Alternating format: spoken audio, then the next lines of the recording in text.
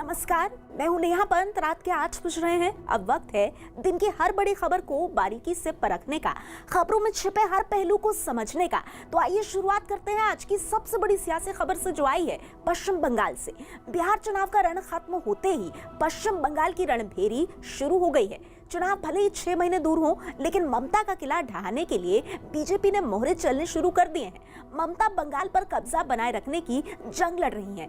कांग्रेस और लेफ्ट भी हाथ मिलाकर इस जंग में अपनी जमीन बचाने में जुट गए हैं। इन सब के बीच बंगाल के कुरुक्षेत्र में एक ऐसे योद्धा ने एंट्री ली है जिससे बंगाल का सियासी गणित बुरी तरह से हिल गया है। यह उथल पुथल शुरू हुई है ऑल इंडिया MIM के असदुद्दीन ओवैसी की एंट्री से, जो बीजेपी के बाद ममता के लिए एक और सिरदर्द बन गए हैं।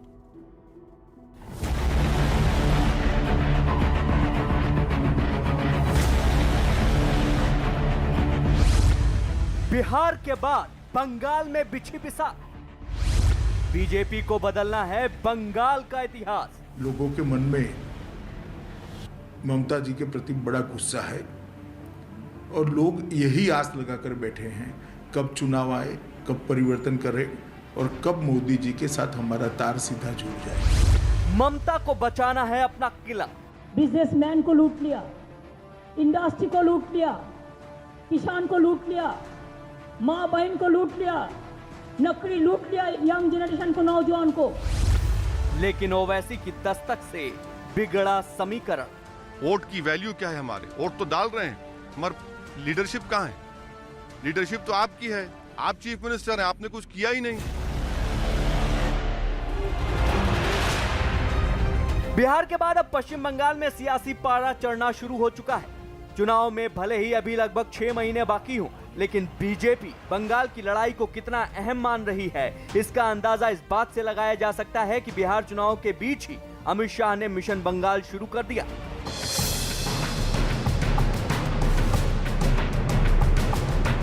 अब बिहार की जंग का अंत हो चुका है, तो बीजेपी ने बंगाल में पूरी ताकत झोंक दी है। तो बंगाल की जनता को तय करना है कि परिवारवाद चाहिए या विकासवाद चाहिए। और पश्चिम बंगाल के चुनाव पर खुद अमित शाह अपनी नजर बनाए हुए हैं। अमित शाह और पार्टी अध्यक्ष JP नड्डा अब बंगाल को लेकर सारी रणनीति तय करेंगे, जिसके लिए दोनों नेता अब चुनाव तक हर महीने बंगाल जाएंगे। चुनाव के मद्देनजर बीजेपी ने फिलहाल पश्चिम बंगाल को 5 जोन में बांट दिया है और हर जोन के प्रभारी ने अपना कामकाज भी संभाल लिया है। माननीय सर्वभारतीय सभापति नड्डा जी, अमित शाह एरा अल्टारनेटिव प्रति मासेই আসবেন। तो परवर्ती डेट की হবে সেটা এখনো জানার নেই, খুব তাড়াতাড়ি জেনে যাব আমরা। लोकसभा चुनाव में 18 सीटें जीतने के बाद से बीजेपी की नजर पश्चिम बंगाल की विधानसभा में झंडे गाड़ने की है, लेकिन ममता के किले में सेध लगाना इतना आसान भी नहीं है। इसलिए पार्टी ने चुनाव से काफी पहले अपनी बिसात बिछानी शुरू कर दी है। पश्चिम बंगाल में ममता के लिए बीजेपी ही सबसे बड़ी चुनौती रही है और एक के बाद एक बीजेपी के ही मोहरों को काटने की कोशिश में ममता लगी रही हैं। लेकिन बिहार चुनाव के नतीजे आने के बाद एक और प्रतिद्वंदी उनके सामने आकर खड़ा हो गया है। असदुद्दीन ओवैसी की AIMIM ने पश्चिम बंगाल कूच करने का ऐलान कर दिया है। माना जा रहा है कि बिहार में तेजस्वी को कुर्सी से दूर करने में ओवैसी का बड़ा रोल रहा है। अब यही डर बंगाल में ममता को सता रहा है, क्योंकि ओवैसी की एंट्री से चोट ममता के वोटों पर होगी और ये चोट ममता का किला तक ढहा सकती है। TMC ओवैसी से होने वाले नुकसान को हल्के में लेने की गलती भी नहीं कर रही है, इसलिए TMC ने ओवैसी को वोट कटवा और बीजेपी का एजेंट बताना शुरू कर दिया है। कोई असर नहीं पड़ेगा क्योंकि ओबीसी का जो पर्दा है वो फांस हो गया। OBC is B team of BJP. BJP अपने जो वोट है, जो एंटी बीजेपी वोट है, उसको भाग करने के लिए ओबीसी का साथ लेते हैं। ओवैसी से TMC का डर यूं ही नहीं है। इस डर की बड़ी वजह है पश्चिम बंगाल के वोटों का गणित, जिसमें उन मतदाताओं की अहम भूमिका होती है जिनका वोट ओवैसी काट सकते हैं, यानी मुस्लिम मतदाता। दरअसल पश्चिम बंगाल में करीब 30% मुस्लिम मतदाता हैं, जिनमें करीब 9% उर्दू भाषी हैं। माना जा रहा है कि ओवैसी की मौजूदगी से ममता के इस 9% वोट बैंक में करीबी सेंध लग सकती है।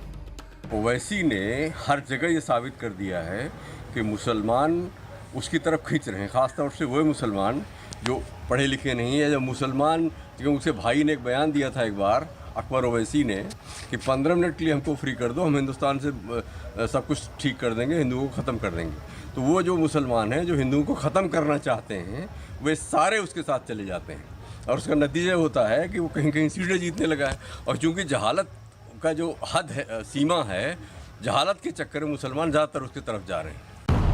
ओवैसी से ममता को सिर्फ उर्दू भाषी मुस्लिम मतदाताओं का वोट कटने का ही डर नहीं है, बल्कि राज्य की आबादी और चुनाव में मुस्लिम मतदाताओं का जो समीकरण है वो भी ओवैसी के एंट्री से उलझ सकता है, क्योंकि बंगाल विधानसभा की बहुत सी सीटों पर मुस्लिम मतदाताओं की निर्णायक भूमिका होती है।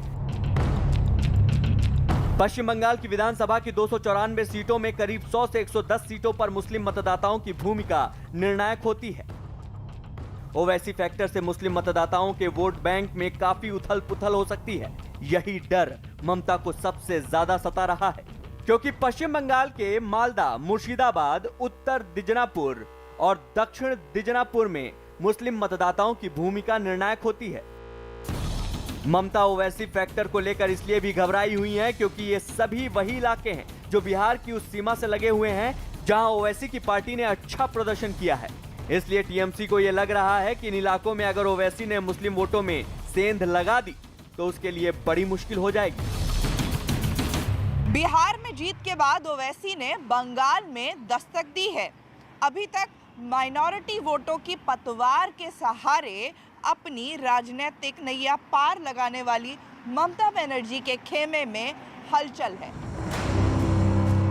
ओवैसी की एंट्री ने ममता के खेमे में भी खलबली मचाई है, लेकिन ओवैसी की पार्टी पूरे दमखम के साथ बंगाल में अपनी तैयारी में जुटी है। इसके लिए ओवैसी की पार्टी ने बंगाल के 22 जिलों में अपना दफ्तर खोल दिया है और हर जगह प्रत्याशियों की तलाश में जुटी है। ओवैसी बंगाल की उन सीटों की पहचान कर रहे हैं जहां मुस्लिम मतदाताओं की भूमिका निर्णायक होती है। पश्चिम बंगाल में मुस्लिम वोटर की भूमिका और ओवैसी की ये तैयारियां ममता के लिए बड़ी मुसीबत खड़ी कर सकते हैं। ओवैसी की वजह से ममता की कुर्सी को रियल खतरा है, बड़ा खतरा तो है ही है, रियल खतरा है। अगर ओवैसी ने ठीक ठाक वोट काट दिए तो बहुत बड़ी संख्या में सीटों पर ममता के जो हार्ड कोर वोट है, जिसको वो मुसलमानों को पिछले 5 साल से या 10 साल से जिनकी सेवा करती रही हैं, उन्हीं में से तो वोट कटेगा। तो उनकी कुर्सी को खतरा 100% मुसलमानों की, ओवैसी के वोटर्स की वजह से हो सकता है। ओवैसी की एंट्री ने ममता की मुश्किल तो बढ़ाई ही है, कांग्रेस की भी नींद उड़ा दी है। इसलिए कांग्रेस ने भी मुस्लिम वोटरों को साधने की कोशिश शुरू कर दी है। कांग्रेस नेता अधीर रंजन चौधरी बंगाल में दरगाहों पर माथा टेक रहे हैं। ये तस्वीर बंगाल के फुरफुरा शरीफ की है, जहां अधीर माथा टेकने पहुंचे थे। इसके साथ ही बंगाल में कांग्रेस और लेफ्ट मिलकर चुनाव लड़ने का फैसला कर चुके हैं। कांग्रेस की भी नजर अल्पसंख्यक वोटों पर है, इसलिए वो भी बंगाल में ओवैसी की एंट्री से घबराई हुई है। उनका तो एजेंडा यही है कि हर जगह सेकुलर फोर्सेस को कमज़ोर करना है, भारतीय जनता पार्टी को मजबूत करना है, इसलिए वो तमाम जाएंगे। बंगाल में मचे सियासी घमासान से ये तो तय हो गया कि यहां आने वाले दिनों में सियासी पारा और चढ़ेगा, साथ ही मुकाबला जोरदार होगा। वैसे तो पश्चिम बंगाल के रण में अब बीजेपी और टीएमसी के अलावा कांग्रेस लेफ्ट का गठबंधन और ओवैसी की पार्टी उतर चुकी है, लेकिन बीजेपी का मानना है कि मुकाबला सिर्फ बीजेपी और टीएमसी का है। सत्ता में आप रहती हैं, मंत्रालय आप लेती हैं बीजेपी के साथ, इल्जाम आप लोग हम पे लगाते हैं, खाली इस बात के लिए कि हमने चुनाव लड़ने का ऐलान कर दिया। चुनाव क्यों ना लड़ें हम भी सियासी तंजीम हैं, हमें भी हक है राजनीति करने का, आगे बढ़ने का और चुनाव लड़ने का। हम चुनाव लड़ेंगे, हमारे प्रेसिडेंट ने कह दिया हम चुनाव लड़ेंगे तो हम चुनाव लड़ेंगे। पश्चिम बंगाल के रण में एक तरफ जहां सियासी मोहरे बिछाए जा रहे हैं, वहीं खूनी सियासत का दौर भी रुकने का नाम नहीं ले रहा। कूच बिहार में एक और बीजेपी नेता की हत्या हुई है, जिसे लेकर बीजेपी ने टीएमसी पर हमला बोल दिया है। बंगाल में सियासी दलों के बीच इस तरह की हिंसा का दौर काफी दिनों से चल रहा है, जिससे ये साफ है कि आने वाले चुनाव में राजनीतिक हत्याओं का मुद्दा भी गरमाएगा। पश्चिम बंगाल में चुनावी रण अब